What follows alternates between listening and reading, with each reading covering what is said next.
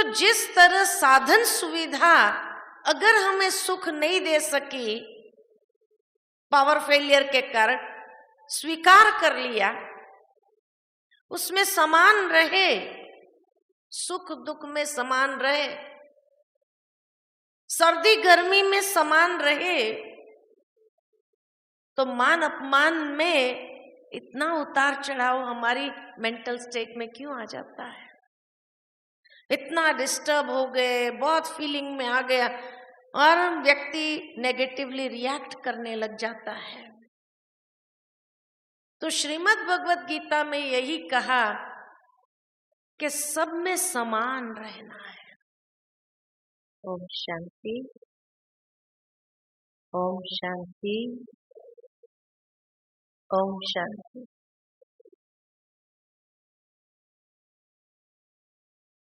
बाबा के हम सभी बच्चों को ये दिव्य जन्म जो प्राप्त हुआ,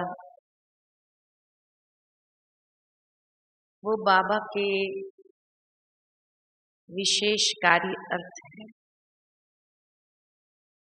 क्योंकि हम सभी बच्चों को बाबा ने एक नया ज्ञान देकर, या ये कहे कि सत्य ज्ञान दे करके कई चीजों को महसूस कराते हुए हमारे अंदर एक बहुत बड़ी चेतना की जागृति की है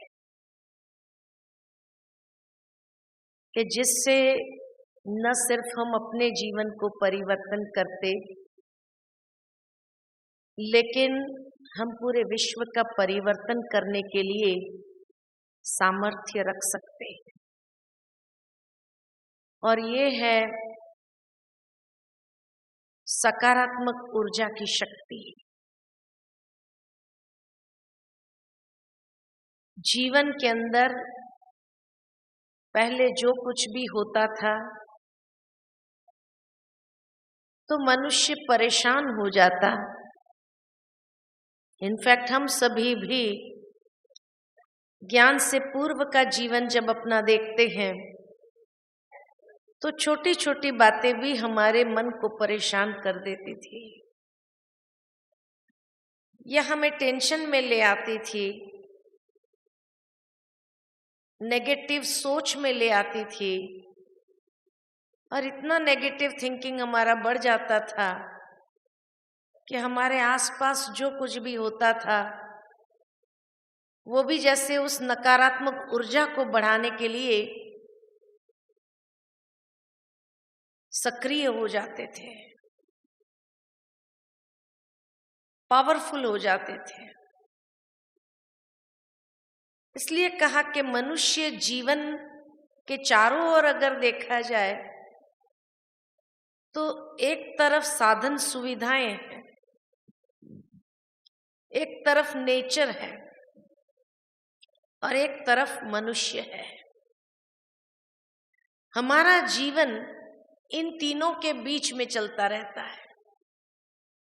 साधन सुविधाओं के साथ भी मिल करके, उसके साथ कनेक्ट होकर के हम कार्य करते हैं। प्रकृति तो है ही, जब प्रकृति चेंज होती है या प्रकृति के साथ मिल करके हम चलते हैं, और मनुष्य के साथ भी कनेक्टेड है।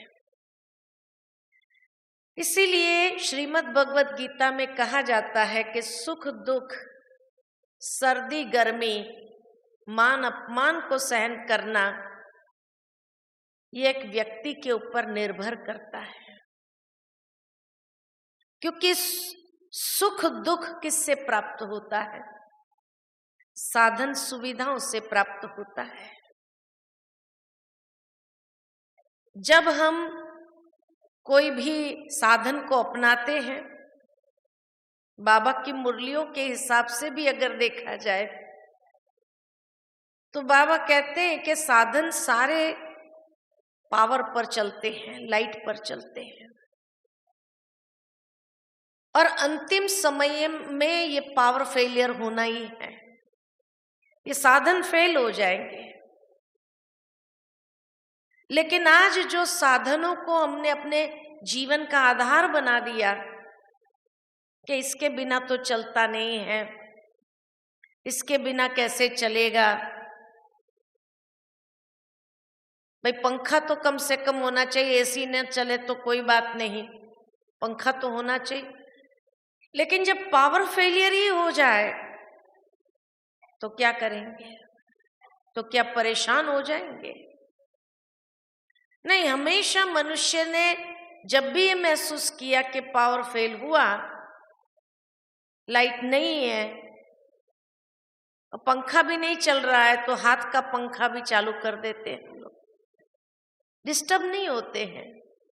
एक्सेप्टेंस बहुत सहज है और इसीलिए हाथ का पंखा चला करके भी अपने आप को ठीक रखते हैं। ये हम भारतवासियों के संस्कारों में है कि डिस्टर्ब नहीं होना। अगर एक चीज काम नहीं कर रही है तो ऑल्टरनेट जो मैनुअल होता है वो मैनुअल शुरू कर देना, राइट? ये करते हैं ना। ठीक इसी तरह प्रकृति जब एक्सट्रीम में जाती है, एक्सट्रीम गर्मी हो रही है, एक्सट्रीम सर्दी हो रही है, तो भी हम डिस्टर्ब नहीं होते हैं। लेकिन हम उसमें भी, चाहे एक्सट्रीम सर्दी है, गर्म कपड़ा पहन लेते हैं, एक्सट्रीम गर्मी है तो भी अपने आप को चलाने के विधि हमने अपना ली है, डिस्टर्ब नहीं होते हैं। एक्सेप्टेंस लेवल हम भारतवासियों का बहुत अधिक है। लेकिन जब मनुष्य के संग में है और कोई मनुष्य ने मान दिया बहुत खुश, और किसी ने अपमान किया तो क्या वहां हमारा एक्सेप्टेंस लेवल उतना ही है जितना साधन सुविधा और प्रकृति के साथ में है?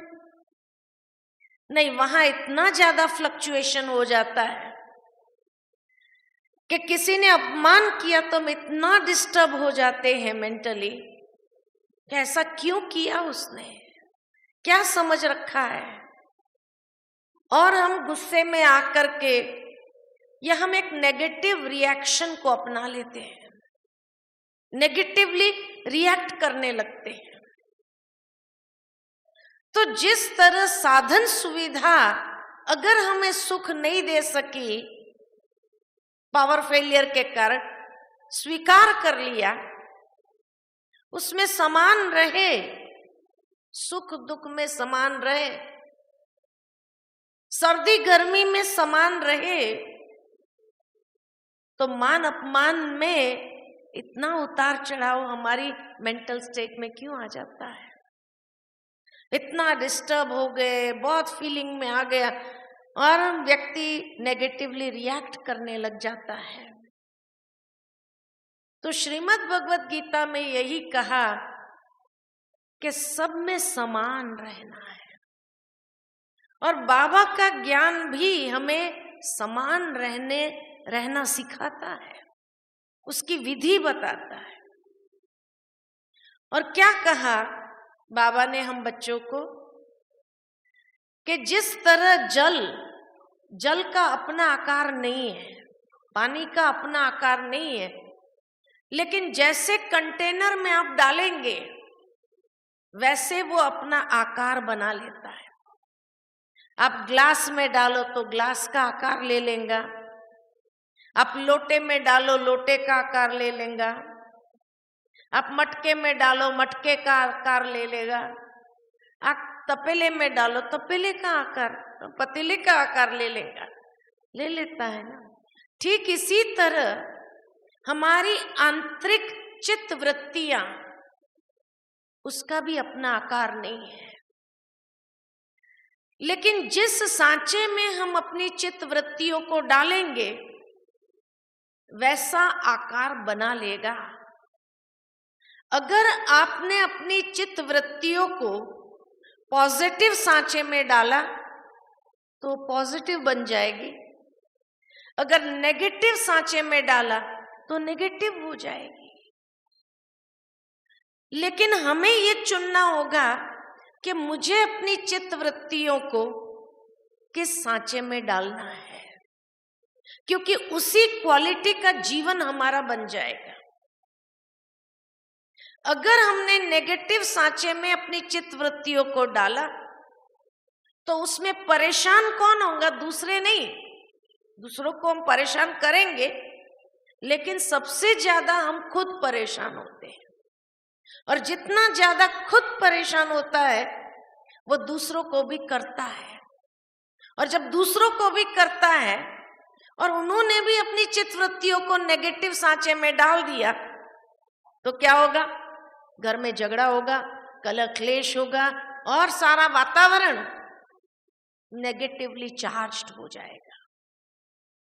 इसीलिए सबसे पहले हमें यह देखना है कि मैंने अपनी चित्त वृत्तियों को कौन से सांचे में डाला है। ज्ञान हमारे पास सबसे पावरफुल शक्ति है। क्यों? क्योंकि ये हमें हर घड़ी सिखाती है कि पॉजिटिव सांचे में कैसे डालना है। कोई भी बात हुई, रिएक्ट करने के बजाय बाबा ने हम बच्चों को सिखाया है, बच्चे ड्रामा कल्याणकारी है। ये ड्रामा का ज्ञान इतना मदद करता है और हमें बहुत सहज पॉजिटिव सांचे में डालने के लिए सहयोगी बन जाता है। इसीलिए बाबा हम बच्चों को क्या कहते हैं? बच्चे मुरली कभी मिस नहीं करना। क्यों नहीं करना? क्यों नहीं करना? मुरली मिस क्यों नहीं करेंगे? क्योंकि रोज जब ये पॉजिटिव बातों का प्रवाह जितना चलता रहेगा हमारे मन के अंदर, उतना हम अपनी चित्त वृत्तियों को सकारात्मक सांचे में डालेंगे। इसलिए बाबा ने कहा मुरली मिस नहीं करो। मुरली मिस हो जाती है तो अटेंशन की कमी हो जाती है, और अटेंशन की कमी होने से ही पुराने संस्कार टेक ओवर कर लेते हैं और तुरंत बहुत जल्दी नेगेटिवली रिएक्ट करने लग जाते हैं। और तब हम अपनी चित्तवृत्तियों को नेगेटिव सांचे में डाल करके अपने और नेगेटिव ऊर्जा, नेगेटिव एनर्जी को क्रिएट करने के निमित्त बन जाते हैं। इसीलिए मुरली कभी मिस नहीं करनी है, क्योंकि ये ज्ञान का स्रोत हमारी पॉजिटिव फ्रेम ऑफ माइंड बना के रखता है। बहुत सहज रीति से हर बात को देखने का दृष्टिकोण हमारा पॉजिटिव होने लगता है। कुछ भी अगर नुकसान भी होता है तो चिड़चिड़ापन, टेंशन में आने के बजाय ये सोचते हैं कोई बात नहीं, ठीक हो जाएगा, है ना? तो ये हमें अंदर से शक्ति देता है, धैर्यता और रिएक्ट न करने की शक्ति देता है। क्योंकि आज लोगों के जीवन में धैर्यता नहीं, इम्पेशंस बहुत अधिक है, और ये इम्पेशंस ही उसको नेगेटिव बना रही है। तब बाबा ने हम बच्चों को ये सबसे पावरफुल इंस्ट्रूमेंट दिया है हमारी पॉजिटिव फ्रेम ऑफ माइंड बनाने के लिए।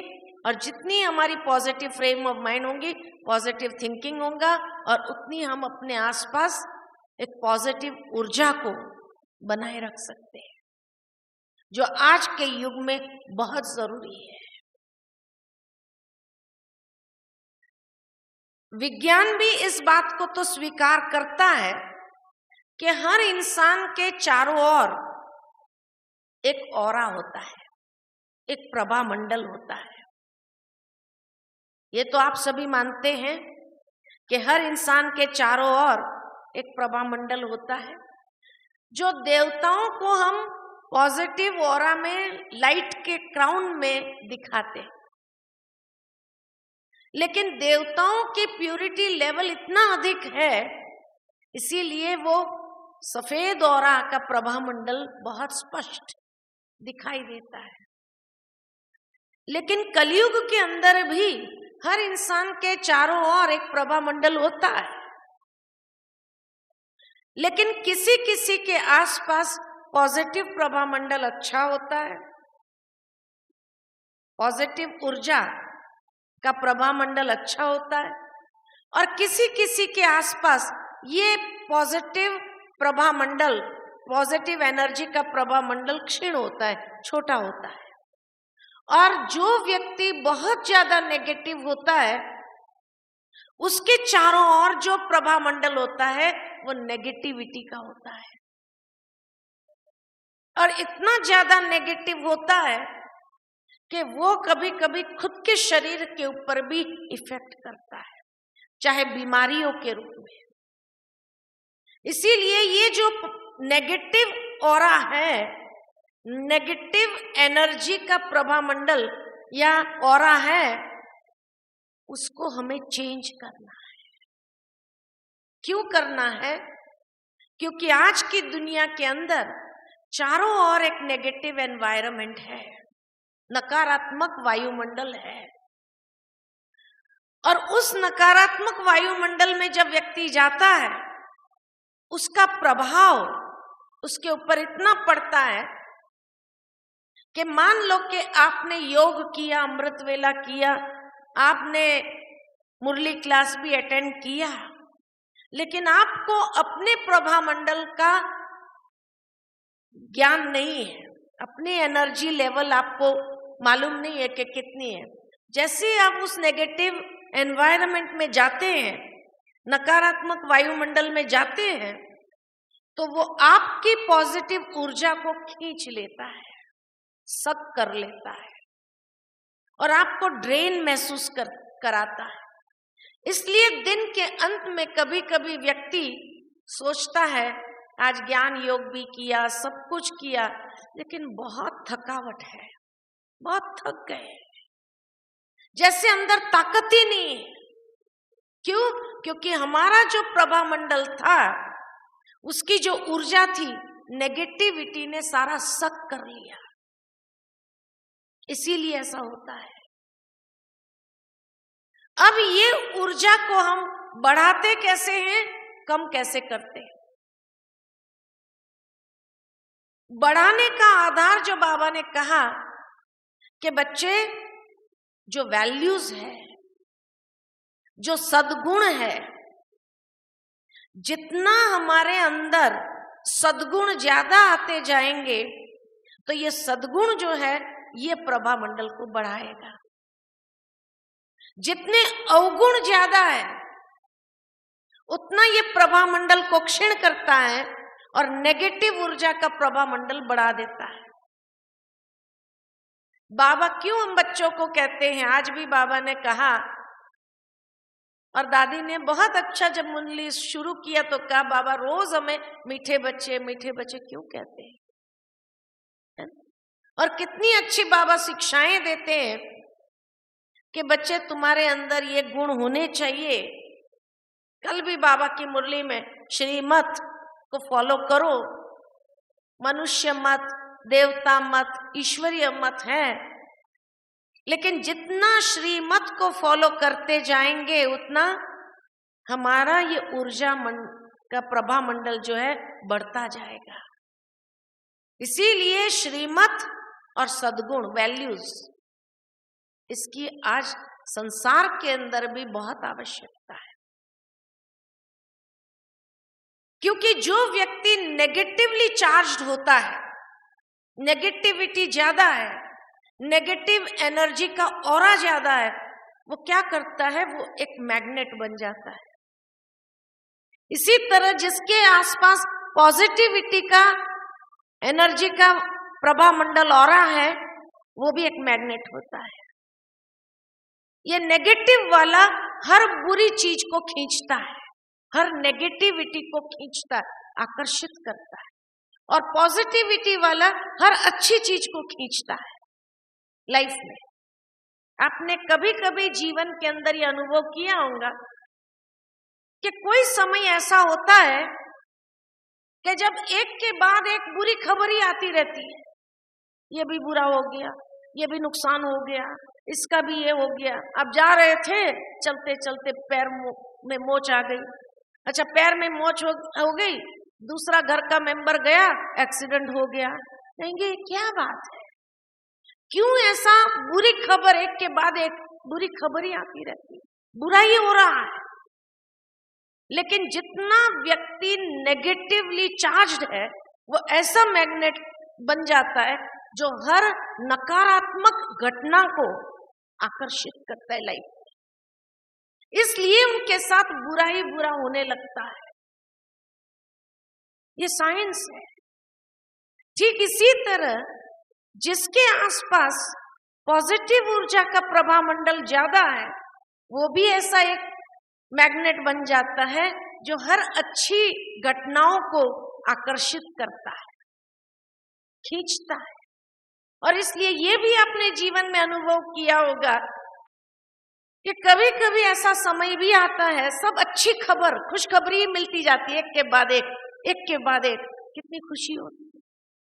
लेकिन क्योंकि उस समय आप पॉजिटिवली चार्ज्ड है,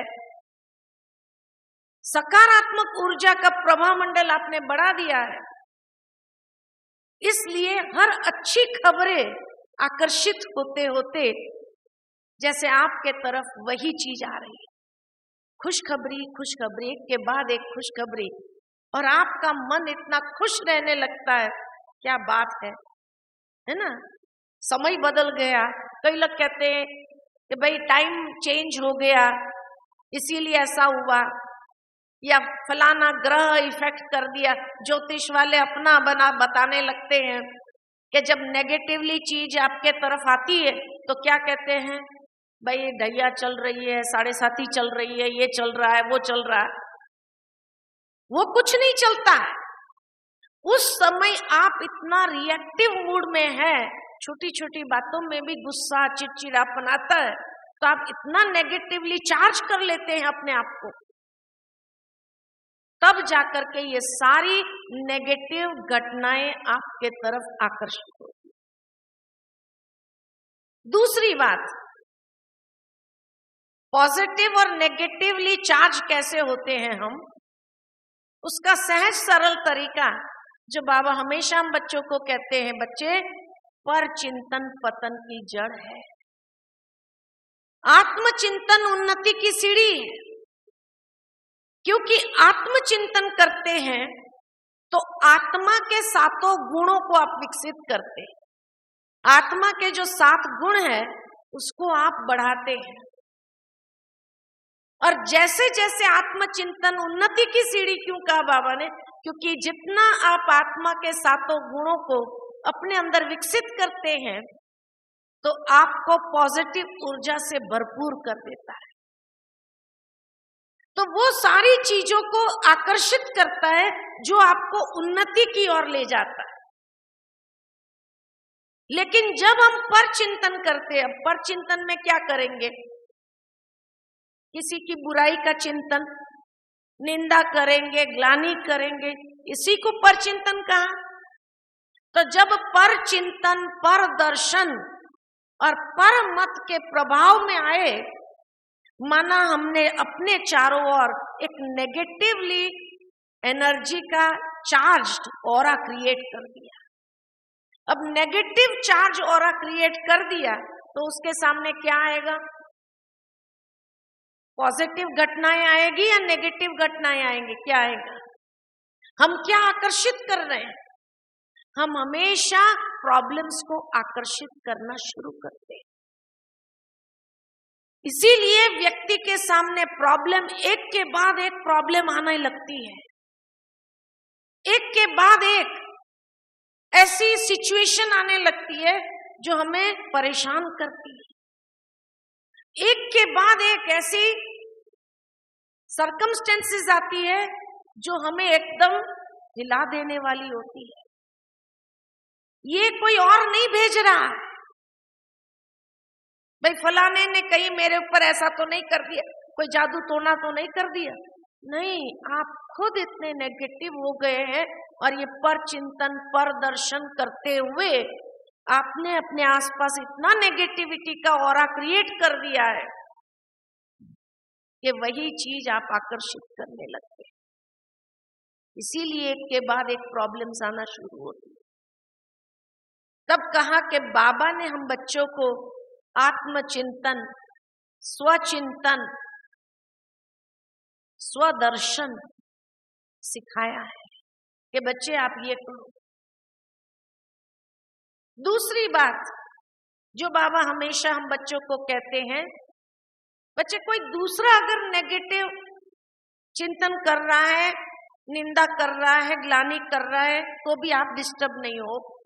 उसके बदले आप उसको शुभ भावना का ही दान दो, दुआएं दो। क्यों दुआएं देना? वो नेगेटिव आपके लिए बोल रहा है और आप दुआएं दो।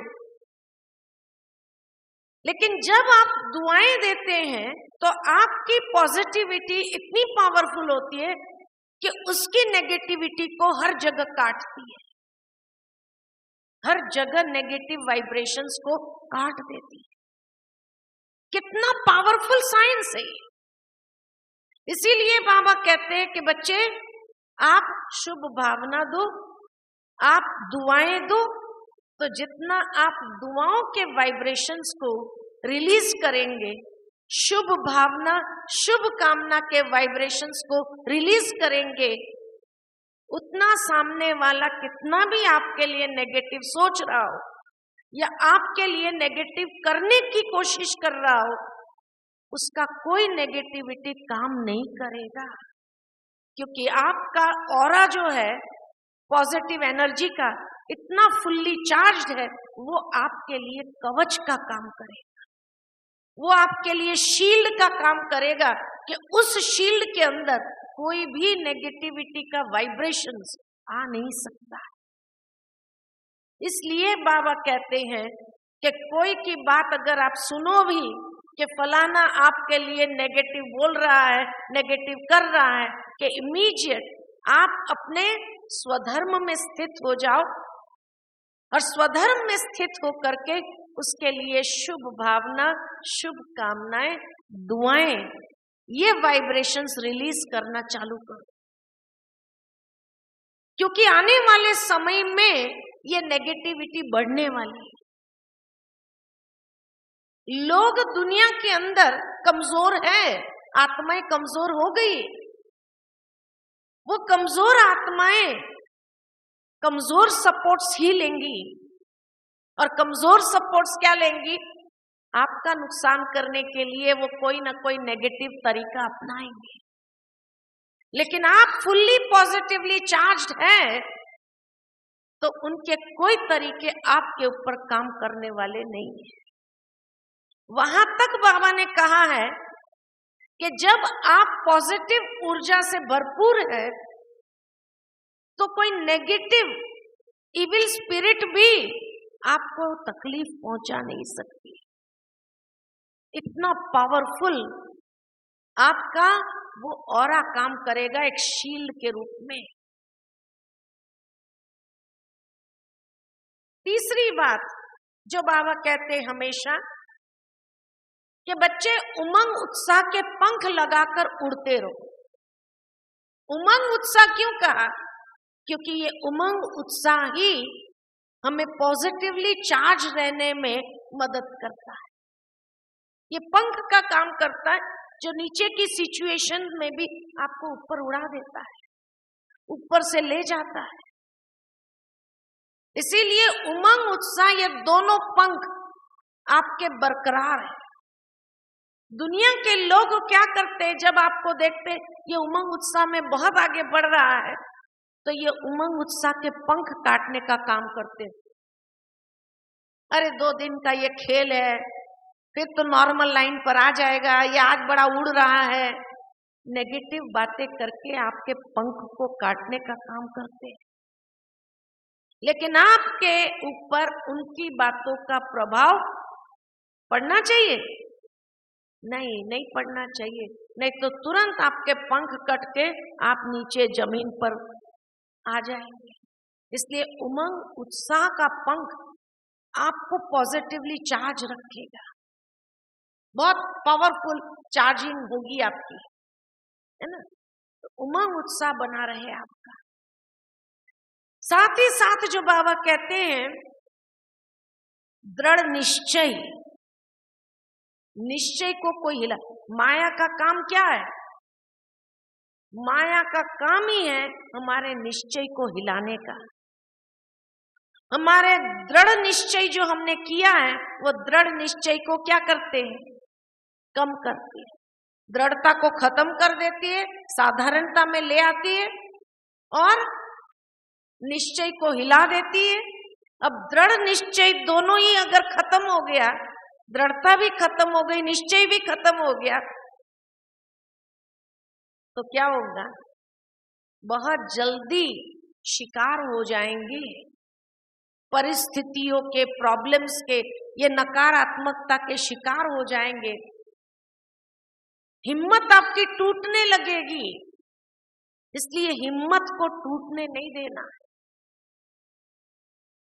तो इसीलिए बाबा हर बच्चे की हिम्मत बढ़ाता है और इसीलिए बाबा ने वायदा किया है कि बच्चे हिम्मत का एक कदम तुम बढ़ाओ, 1000 कदम बाबा मदद करेगा। लेकिन कब?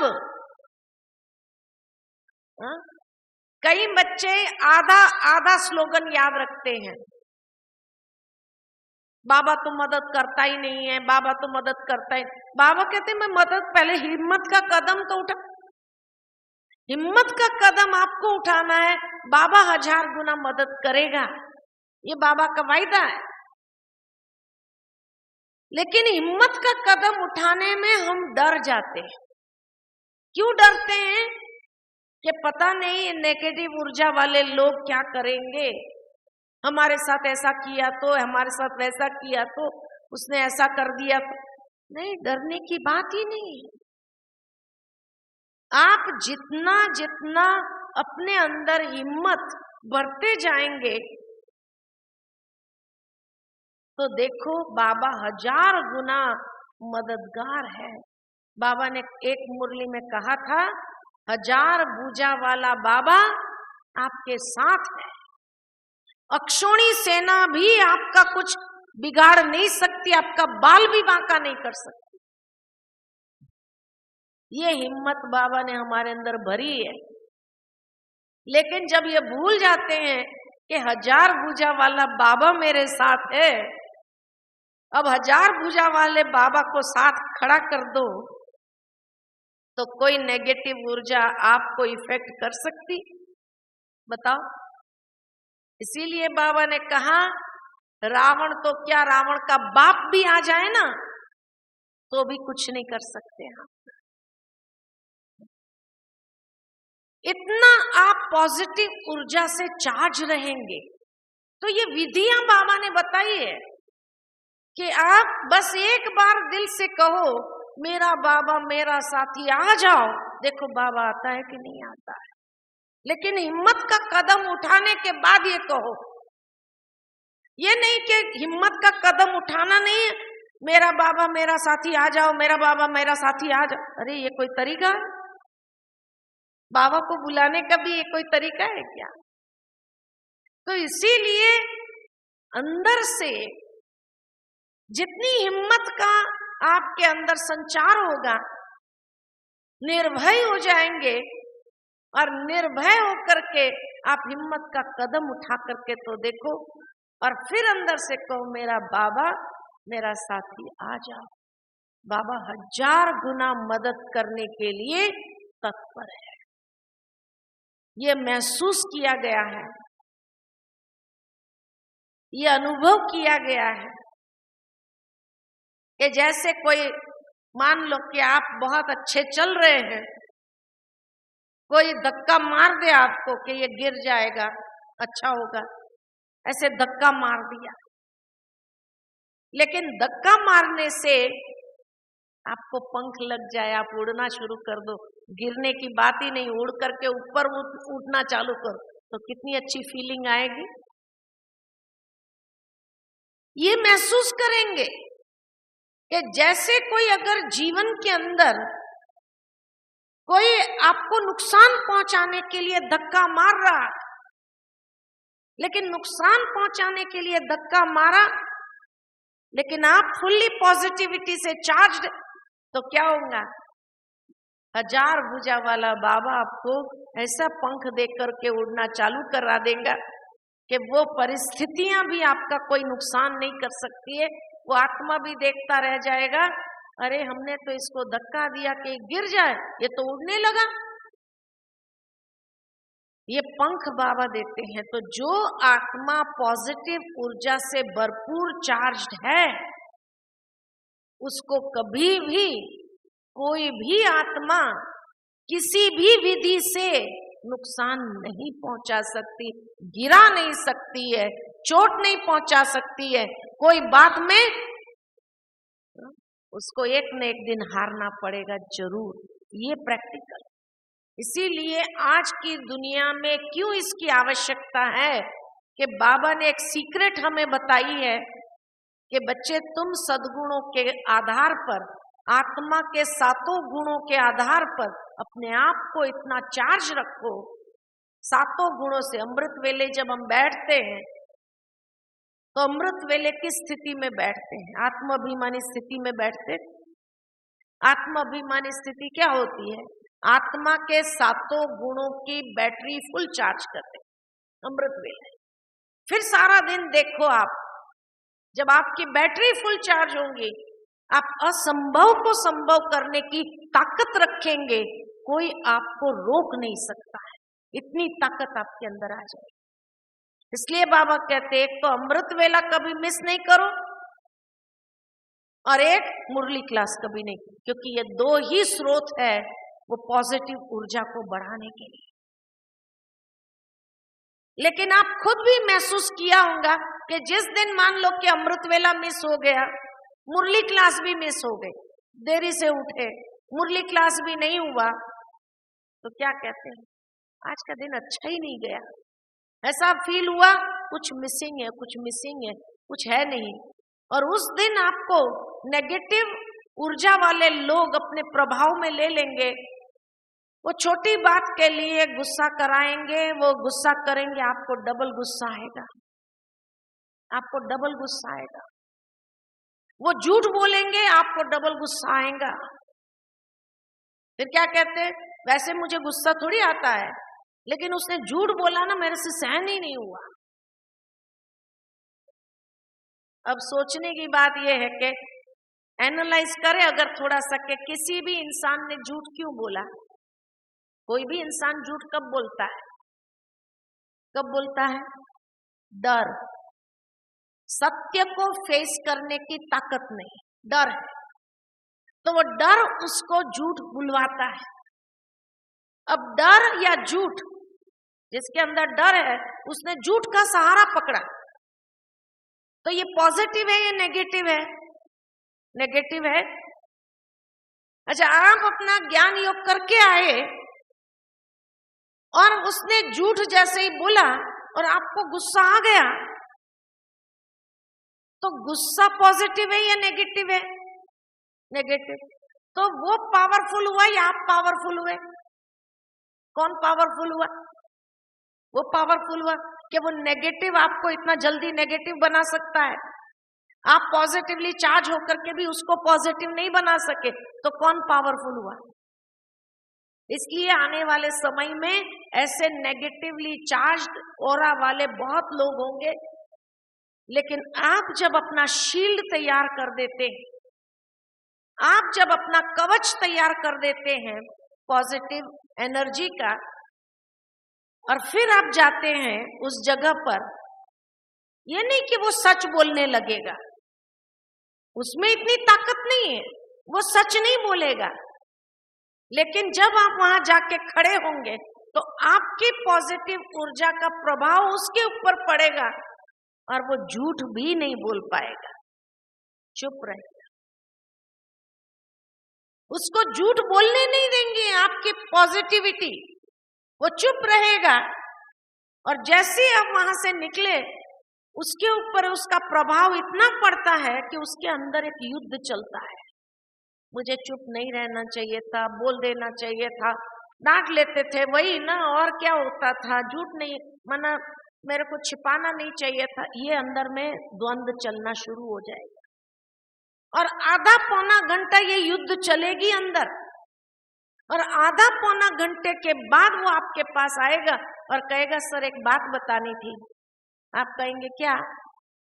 फिर वो सारा एक्सप्लेन करता है, ऐसा हुआ था इसलिए ऐसा हुआ, इसलिए ऐसा हुआ, लेकिन उस समय में बोल नहीं सका, मुझे हिम्मत ही नहीं हुई। सारी बात सुनने के बाद आप क्या कहेंगे? आप पॉजिटिवली चार्ज है तो क्या कहेंगे? अच्छा हुआ बता दिया, कोई बात नहीं। अब उसका डर बढ़ेगा या कम होगा? कम होगा। उसको लगा मैं तो नाक डर रहा था, उन्होंने तो कुछ कहा ही नहीं मुझे, तो उसके अंदर हिम्मत आएंगी। दूसरी बार कोई ऐसी सिचुएशन आई तो वो झूठ तो नहीं बोलेगा, झूठ तो बोलना उसका, क्योंकि उसका डर धीरे धीरे खत्म हो रहा है, तो झूठ तो नहीं बोलेगा, लेकिन शायद 15 मिनट लगेगी उसको सच बोलने के लिए। 15 मिनट तक चुप रह करके फिर आपके पास बात बताऊं मैं, वास्तविकता क्या हुई थी? आप कहेंगे हाँ बताओ।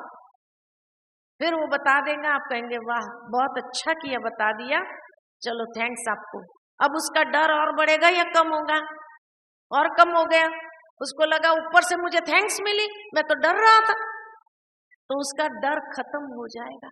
इस तरह से आप अपनी पॉजिटिव एनर्जी से दूसरों को भी एम्पावर कर सकते हैं।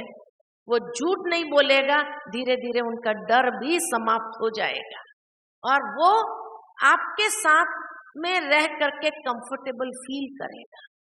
कहेगा ये भाई बहुत अच्छा है, मुझे हर बात में समझता है, देखो मेरा डर ही खत्म हो गया, मैं तो कितना डरता था इनसे, खत्म हो गया मेरा डर। तो जिंदगी के अंदर जितना आप पॉजिटिव ऊर्जा से फुल्ली चार्ज रहेंगे, उतना आपके ऊपर नेगेटिविटी का प्रभाव नहीं पड़ेगा और साथ ही साथ आप कोई भी नेगेटिव घटनाओं के शिकार नहीं होंगे और न ही आप अपनी लाइफ में नेगेटिव प्रॉब्लम्स को या प्रॉब्लम्स सिचुएशंस को आकर्षित करेंगे। आप हमेशा महसूस करेंगे कि जैसे आप उमंग उत्साह के पंखों से उड़ने वाले, दृढ़ निश्चय के साथ आगे बढ़ने वाले और हिम्मत का कदम उठा करके 1000 गुना बाबा की मदद के पात्र बनने वाली आत्मा बन जाएंगे। ये हमारा ज्ञान है। कई लोग पूछते हैं भगवान आकर ज्ञान देता है, क्या प्रमाण है? ये सबसे बड़ा प्रमाण है कि जो व्यक्ति डिप्रेशन में था वो भी आज इतना उमंग उत्साह में उड़ रहा है, दृढ़ निश्चय के साथ आगे बढ़ रहा है। उससे बड़ा प्रूफ और क्या चाहिए कि भगवान का ज्ञान है, भगवान हमें सिखा रहा है। असंभव को संभव करने की ताकत आप में आ जाए तो कैसे आए? क्योंकि आप पॉजिटिवली चार्ज्ड हैं। इसीलिए आज दुनिया के अंदर अभी मेडिटेशन और वाइब्रेशंस के ऊपर काफी रिसर्च हो रहा है और वो देख रहे हैं प्रैक्टिकली कि किस प्रकार मेडिटेशन से पॉजिटिव वाइब्रेशंस जैसे जैसे आप क्रिएट करते जाते हैं, आपके जीवन से सारी नेगेटिविटी दूर हो जाती है। और इसीलिए बाबा कहते हैं आपको जो सर्वगुण संपन्न बनना है, देवताओं के जो लक्षण है सर्वगुण संपन्न, 16 कला संपूर्ण, संपूर्ण निर्विकारी, मर्यादा पुरुषोत्तम, ये कैसे बनेंगे? तो धीरे धीरे एक एक को आप अपने जीवन में लाते जाओ। सबसे पहले मर्यादाओं को फॉलो करना चालू करो। ये आपको पॉजिटिव ऊर्जा से चार्ज करेगा। मर्यादा को चार्ज करेंगे, मर्यादा को इनकलकेट करेंगे तो पुरुषोत्तम बनने से कोई नहीं रोक सकता है। फिर जो कहा संपूर्ण निर्विकारी, संपूर्ण तो बाद में बनेंगे सतयुग में, लेकिन अभी निर्विकारी तो बनना चालू करो, क्योंकि ये पॉजिटिव ऊर्जा से बहुत फास्ट चार्जिंग करेगा, बहुत फास्ट चार्जिंग करेगा। इसलिए बाबा ने हम बच्चों को जो सबसे बड़ी पावर हमें दी है पॉजिटिवली चार्ज करने के लिए, वो है ब्रह्मचर्य। क्यों ब्रह्मचर्य का बाबा ने हमें ये कहा? क्योंकि आज के युग में ये इतना जरूरी है कि जितना आपके पास ये प्योरिटी की शक्ति होगी, आपके पास कोई नेगेटिव बातें आ नहीं सके। इतना आपको चार्जिंग करेगा, इतना आपको सेफ रखेगा, हर परिस्थिति में सेफ रखेगा। करके देखो आप, जैसे ही आपके मनसा प्योरिटी में अगर कहीं आई, उस दिन आपको प्रॉब्लम जरूर आएगी। महसूस करें, जहां आपके कोई भी प्रकार की हिंसा हुई, चाहे विचारों में, वाणी में, कर्म में, कहीं भी, डबल अहिंसक जो बाबा में बताता है, अगर कहीं पर भी ये हिंसा हुई, चाहे दृष्टि की हिंसा हुई, किसी बुरी नजर से देख लिया, बुरे विचारों से आपने किसी के बारे में बुरे विचार क्रिएट कर लिए, बुरी एटीट्यूड आपने रख लिया, तो आपके सामने उस दिन प्रॉब्लम आएगी जरूर। इसलिए अपनी ऊर्जा को पॉजिटिवली चार्ज रखने के लिए प्योरिटी बहुत पावरफुल इंस्ट्रूमेंट है, जो बाबा ने अपने बच्चों को ये व्रत में इसीलिए बांधा है कि बच्चे ब्रह्मचर्य व्रत में क्यों बांधा है? ये व्रत है। और जैसे कोई भी व्रत की फाइनल सिद्धि क्या होती है? कोई भी इंसान दुनिया में भी व्रत रखता है, खाली भोजन न करने का व्रत रखता है, उपवास रखता है, तो उपवास का व्रत रखा तो भी उसको दिन के अंत में जैसे कोई भी असंभव कार्य संभव हो जाता है। दुनिया के अंदर जब किसी को कोई चीज चाहिए, कोई मनोकामना पूरी करनी होती है, तो व्रत लेते हैं कि नहीं लेते हैं? पैदल जाने का, उस तीर्थ यात्रा पर जाने का, पैदल जाने का व्रत लेते हैं। कोई कई चीज छोड़ देते हैं कि आज से मेरी ये प्रिय चीज मैं छोड़ देता हूँ जब तक मेरी ये मनोकामना पूरी न हो, तो वो व्रत उस मनोकामना को पूरी करता है कि नहीं करता है? तो इसी तरह ब्रह्मचर्य व्रत सबसे बड़ा व्रत, वो असंभव को संभव करने की ताकत रख देता है। इसलिए कहा कि आपकी हर मनोकामना ये ब्रह्मचर्य व्रत पूरी कर सकता है। लेकिन जिस दिन चाहे दृष्टि में, चाहे विचारों में थोड़ी भी खंडन हुई, कि उस दिन कोई ना कोई प्रॉब्लम जरूर आता है। आप खुद भी महसूस करें, चाहे घर में ही कलह क्लेश शुरू हो जाएगा, घर की शांति खत्म हो जाएगी। इसीलिए ये सबसे बड़ा व्रत बाबा ने हमें दिया है, जो हमारी पॉजिटिव ऊर्जा को बहुत जल्दी बढ़ाता है और हर सिद्धि को प्राप्त करने के लिए हमें उस दिशा में ले जाता है। तीसरी बात, 16 कला संपूर्ण और सर्वगुण संपन्न। तो जितना सर्वगुण धीरे धीरे एक एक करके धारण करते जाते हैं, शांति, आनंद, प्रेम, शक्ति, ये एक एक गुण को धारण करते जाते हैं, उससे कनेक्टेड जितने भी गुण हैं, जितनी भी कलाएं हैं, वो सब आकर्षित होने लगेंगी और इस तरह से हम इस संगम युग से नई दुनिया के अंदर ट्रांसफर हो जाते हैं। इसलिए बाबा कहते हैं ये पॉजिटिव ऊर्जा, ये पॉजिटिव एनर्जी जितनी आप बढ़ाएंगे, आप अपने संस्कारों को भी जीत लेंगे, आप विकारों को भी जीत लेंगे, माया को भी जीत लेंगे। हर चीज के ऊपर आपकी जीत महसूस कराएगी। विजयी होना कौन नहीं चाहता है? सफलता मूर्त कौन नहीं बनना चाहता है?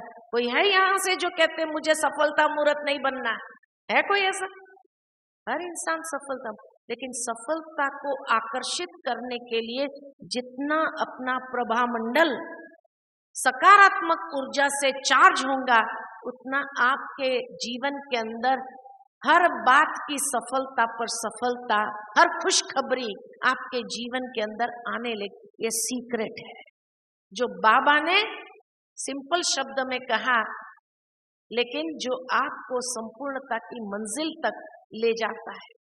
और इसीलिए बाबा के अंतिम शब्द याद आते हैं कि जब बाबा ने कहा बच्चे निराकारी भव, निरहंकारी भव, निर्विकारी भव, कि निराकारी स्टेज, संपूर्णता की स्टेज को प्राप्त करना है तो निर्विकारी बनना जरूरी है। और उसमें भी विशेष विकारों में अहंकार तो आ ही जाता है, फिर भी बाबा ने उसको सेपरेट किया विकारों से, क्योंकि ये जितना और विकारों की एनर्जी होती है उतनी ही एक अहंकार की एनर्जी होती है। इसीलिए बाबा ने कहा निर्विकारी निरअहंकारी, दोनों की एनर्जी बहुत बड़ी होती है, नेगेटिव एनर्जी। इसीलिए जितना इस पॉजिटिव ऊर्जा को आप अपने अंदर क्रिएट करेंगे तो निराकारी बनना बहुत आसान हो जाएगा। ये सिंपल टेक्निक है जो बाबा ने हम बच्चों को बताई है। इसलिए बाबा कहते हैं अब जब भी कभी कोई आपके लिए कुछ भी उल्टा सीधा कर रहा उसको क्या करना है, शुभ भावना, शुभकामना और दुआएं देते जाओ। धीरे धीरे वो भी नेगेटिव से पॉजिटिव हो जाएगा। वो आपके लिए कुछ भी नेगेटिव कर नहीं पाएगा, कर नहीं सकेगा। और उसके बाद भी अगर नेगेटिव करेगा तो सेल्फ डिस्ट्रक्शन होगा उसका, वो आपको डिस्ट्रॉय नहीं कर सकता है। इतनी ऊर्जा इसके अंदर है। बाबा ने बताया है जो पॉजिटिवली चार्ज्ड है इविल स्पिरिट भी उसके नजदीक नहीं आ सकती है, वो भी दूर हो जाए। और अंतिम समय ये खेल बढ़ने वाला है, क्योंकि बहुत आत्माएं एक साथ शरीर छोड़ेगी, लेकिन इतनी आत्माएं अगर एक साथ जन्म देने के लिए है नहीं, शरीर तैयार नहीं है, अपने हिसाब किताब कैसे चुकतू करेंगे। जो कमजोर आत्माएं उसमें प्रवेश करके उनके द्वारा चुकतू करने का प्रयत्न करेंगे। तो जब आप पॉजिटिवली चार्ज्ड होंगे, ये पॉजिटिव एनर्जी का प्रभा मंडल जितना आपने बढ़ाया होगा वो आत्माएं आपके नजदीक भी नहीं आ सकती। इतना सेफ्टी का ये कवच है। ठीक है, ठीक है। ओम शांति।